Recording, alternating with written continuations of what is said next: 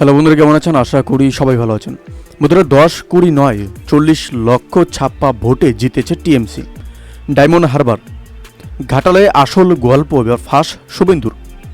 19 Lok Sabha vote Paschimbanga জুড়ে গেরুয়া ঝড় উঠেছিল। সেবার রাজ্যে 42টি আসনের মধ্যে 18টিতে পদ্ম ফুটেছিল। এবারও বিজেপির খেলা ঘুরিয়ে দেবে বলে মনে করা হচ্ছিল, তবে ফল ঘোষণার পর দেখা যায় বাংলায় সবুজের ঝড় উঠেছে।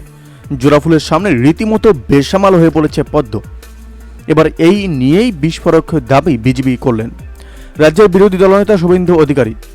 শনিবার নন্দীগ্রামের প্রয়াত শুভেন্দু বিজেপি কর্মী রথিবালা আরির বাড়ি গিয়েছিলেন শুভেন্দু। সেদিনই সংবাদ মাধ্যমের মুখোমুখি হয়ে একাধিক বিস্ফোরক দাবি করেন নন্দীগ্রামের বিধায়ক। শুভেন্দু বলেন, শুধুমাত্র ডায়মন্ড হারবারে 10 লক্ষ ছাপা ভোট হয়েছে। ঘাটালের কেশপুরে সংখ্যাটা 1,30,000। উল্লেখ্য, এবার ডায়মন্ড হারবার থেকে রেকর্ড ব্রেকিং ভোটে জয়ী হয়েছেন টিএমসির সর্বভারতীয় সাধারণ সম্পাদক অভিষেক বন্দ্যোপাধ্যায়। অন্যদিকে দেবের হাত ধরে ফের একবার ঘাটালে ঘাসফুল ফুটেছে। এবার এই দুই কেন্দ্রের নাম নিয়ে বিস্ফোরক দাবি করলেন শুভেন্দু।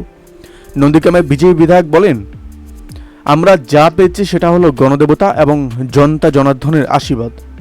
ওদের সম্পূর্ণ ছাপ্পা। একই সঙ্গে তিনি বলেন, 2024 লোকসভা নির্বাচন বিজেপি 2,30,00,000 ভোট পেয়েছে। অন্যদিকে টিএমসি পেয়েছিল 2,75,00,000।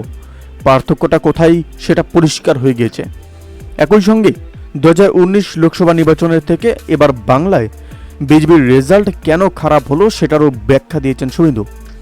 বিজেপি বিধায়ক বলেন যে তখন কোনো লক্ষ্মীর ভাণ্ডার ছিল না, আইপ্যাক ছিল না, সিএএ এনআরসি দেখিয়ে মুসলিমদের ভয় দেখানোর ব্যাপারও ছিল না। এবারের নির্বাচনে 30% সংখ্যালঘুর মধ্যে প্রায় কেউই আমাদের ভোট দেয়নি। ওনারা ইমামদের কথা অনুযায়ী চলেছেন।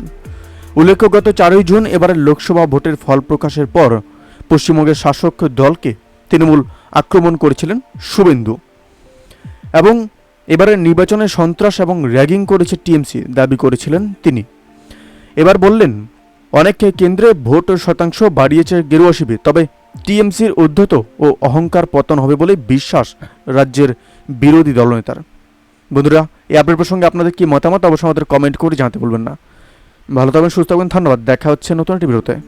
আপনি কোথা থেকে দেখছেন এই ভিডিওটিকে অবশ্যই আমাদের কমেন্ট করে জানাতে ভুলবেন না।